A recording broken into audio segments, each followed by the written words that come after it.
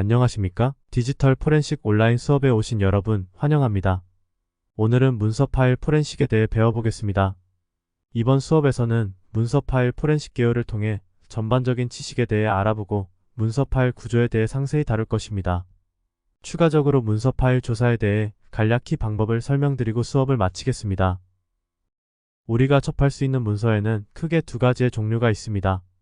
첫 번째 종이문서입니다. 사람들이 직접 글을 작성하기 때문에 필적, 지문, 그리고 수정흔적과 같은 특징이 존재합니다. 실제 수사에서는 이러한 정보를 가지고 수사에 임하기도 합니다. 두 번째 전자문서입니다. 전자문서는 컴퓨터의 대중화로 사용량이 증가하고 있습니다. 이러한 전자문서에 대한 메타데이터와 시스템 내 아티팩트 분석은 실제 수사에서도 유의미한 결과를 도출하고 있습니다. 포렌식 관점으로 봤을 때 실제 전자문서에 대해서 얻을 수 있는 기대는 사건 관련 중요 정보 저장 가능성과 이러한 정보들이 법적 분쟁 시 문서의 증거 역할을 할 수 있다는 점입니다. 분석가는 법정에 참석하여 전문가 입장에서 문서의 위변조 유무, 작성 시기 및 여러 시간대에 대한 정보에 대해 말할 수 있습니다. 그럼 이러한 전자문서 파일에서 어떤 분석을 주로 진행하는지 알아보겠습니다. 첫 번째로는 문서 내 데이터를 추출하여 문서 파일에 대한 본문 데이터를 분석하는 것입니다. 이는 해당 문서가 어떠한 내용을 의미하는지 혹은 어떤 데이터를 가지고 있는지를 알 수 있고 문서에 대한 주제를 추론할 수 있습니다. 두 번째로는 문서 파일 작업 내역에 대한 분석입니다. 해당 분석을 통해 문서 파일에 대한 작업 기록들을 확인하여 파일의 마지막 접근한 시간이나 마지막 편집 기록을 확인하여 중요한 단서를 얻을 수 있습니다. 세 번째로는 삭제된 문서 파일을 복구하는 작업입니다. 이 작업을 통해 혐의자가 의도적으로 단서가 되는 파일을 삭제한 경우 해당 파일을 복원하여 수사에 도움을 줄 수 있습니다. 마지막으로 만약 문서 파일이 손상된 상태일 경우 해당 문서 파일 내 유효한 데이터를 복구합니다. 이를 통해 의도적으로 문서에 훼손을 가하더라도 데이터를 복구하여 추가 정보를 확보할 수 있습니다. 다음으로는 문서 파일이 나타낼 수 있는 문서의 형식 종류에 대해 알아보겠습니다. 첫 번째로는 대표적인 국내 문서 프로그램으로 한컴의 한글 프로그램에서 지원하는 확장자 HWP 파일이 있습니다. 해당 프로그램에서 생성하는 HWP 파일 형식은 뒤에서 배울 CFBF 구조로 이루어져 있습니다. 두 번째로는 널리 사용하는 프로그램인 MS 오피스가 지원하는 톡스, XLSX, PPTX가 되겠습니다.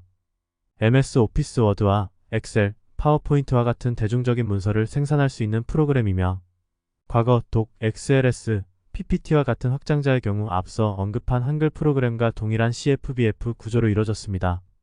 하지만 이후 OXML 구조로 발전하게 되면서 톡스, XLSX, PPTX 형식으로 변경되었습니다.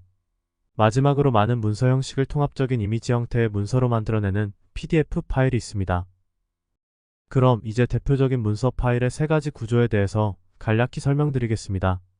먼저 CFBF란 MS 오피스에서 1997년도부터 2003년도까지 지원했던 문서 구조입니다. 이러한 문서 구조를 한글 프로그램에서 HWP 확장자로 사용하기도 합니다. 다음으로 오피스 오픈 XML의 약자인 OXML 문서는 MS 오피스에서 2007년 이후로 개발한 문서 구조입니다. 앞서 말씀드렸듯이 톡스, XLSX, PPTX가 OXML 구조를 사용합니다. 마지막으로 PDF가 있고 이러한 문서 구조들에 따라 분석 방법이 상이하기 때문에 알아둘 필요가 있습니다. 지금부터 앞서 설명드렸던 CFBF에 대해 보다 상세히 알아보겠습니다. CFBF 구조는 다양한 프로그램에서 생성한 데이터를 하나의 문서 파일에서 편집이 가능하도록 만든 문서 구조입니다. 주요 특징으로 펫파일 시스템과 유사한 구조를 가지고 있습니다. 이러한 CFBF 구조에 대한 분석 요소로는 본문 내용, 미리 보기 기능, 첨부 파일, 속성 스트림이 있습니다. 좀 더 상세히 구성을 살펴보기 위해 HWP 파일의 구조를 표로 정리한 내용입니다. 파일 헤더 스트림이란 파일 인식 정보를 담아두는 파일이며 길이는 256으로 고정되어 있습니다. 독 인포 스트림의 경우 문서 정보들을 가지고 있는 파일이며 가변 길이를 가진다는 특징이 있습니다. 바디 텍스트 스토리지는 이름에서 알 수 있듯이 문서의 본문 내용을 담고 있으며 당연히 가변 길이를 가집니다. 내부에는 스트림 형태의 섹션 정보를 저장하고 있습니다. 독인포와 바디 텍스트의 경우 둘 다 레코드 구조와 압축 및 암호화 기능을 가지고 있습니다. 다음으로 빈 데이터 스토리지는 삽입 객체에 대한 정보들을 정리해두고 문서에 다양한 객체들이 삽입될 수 있기 때문에 마찬가지로 가변 길이를 가지게 됩니다. 내부에는 빈 스트림 정보들을 저장하고 있습니다. 이러한 스트림들은 압축 및 암호화가 가능합니다. 다음으로는 미리 보기 데이터들입니다. 프리브 텍스트 스트림은 미리 보기 텍스트, 프리브 이미지 스트림은 미리 보기 이미지를 의미하고 텍스트는 이미지와 다르게 고정적인 길이인 2044바이트의 크기를 갖게 됩니다. 반면에 이미지는 가변 크기를 가지고 있습니다. 독옵션 스토리지는 문서 옵션에 대한 값들을 저장하며 524바이트의 연결 문서들과 그 외 가변 크기의 문서 스트림에 대한 옵션들을 기록합니다. 이 스토리지는 한글 2004 버전 이후부터 등장했습니다. 스크립트 스토리지 또한 2004년 이후 버전에서 생성되기 시작했고 스크립트에 대한 스트림들이 가변 크기로 담기게 됩니다. 다음으로는 서머리 인포메이션 스트림에 대한 내용입니다. 해당 스트림에는 문서 속성이 기록되며 당연히 가변 크기를 가지게 됩니다. 마찬가지로 한글 2004 이후에 등장하였고 압축 및 암호화가 된다는 특징이 있습니다.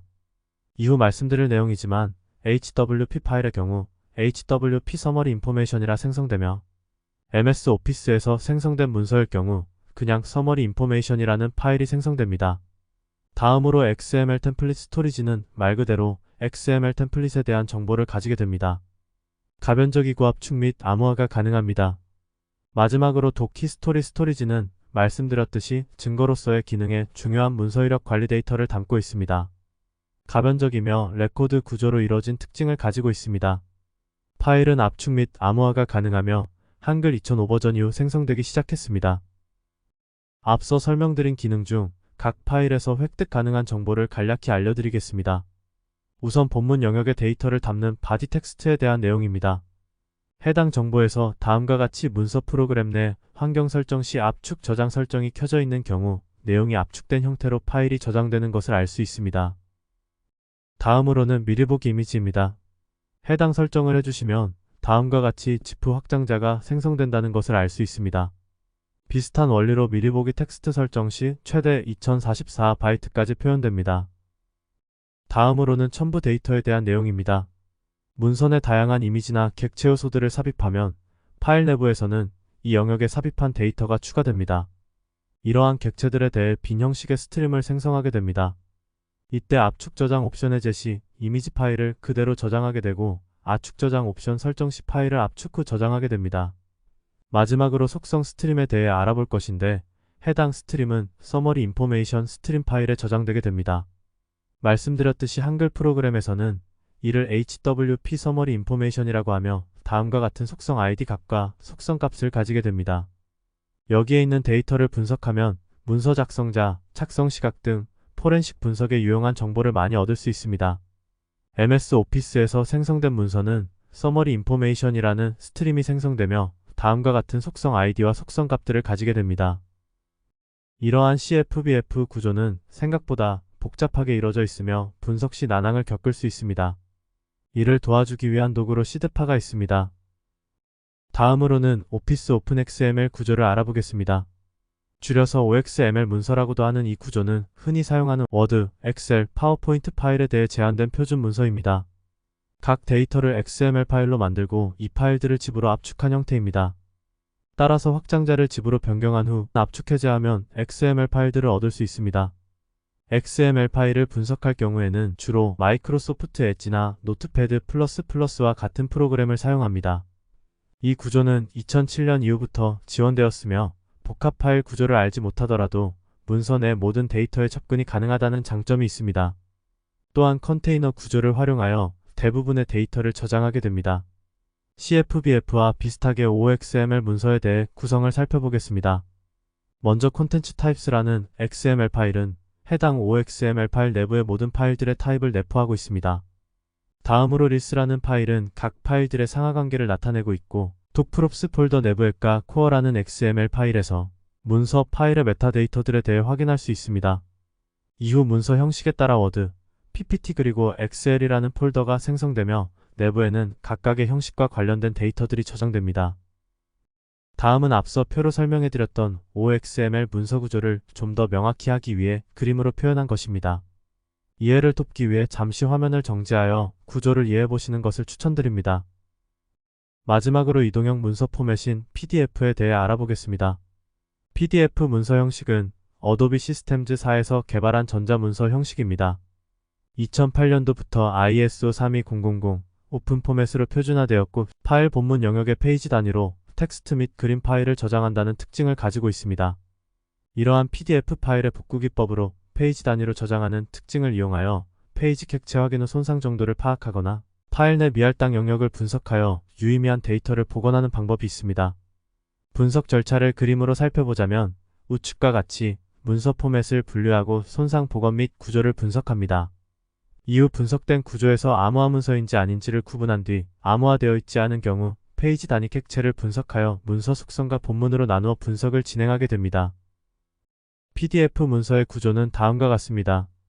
PDF 버전 정보를 포함하고 있는 PDF 헤더, 본문 데이터와 각 페이지 객체에 대한 정보, 그리고 폰트, 이미지와 위치 같은 일반 객체에 대한 정보를 포함하는 바디, 바디에 존재하는 각 객체의 상태와 위치 정보를 가지고 있는 XREF 테이블, 그러한 XREF 테이블의 위치 정보를 갖고 있는 트레일러, 마지막으로 PDF 파일 내 객체 정보와 각 페이지에 대한 접근 정보를 기록하는 StarXREF가 있습니다.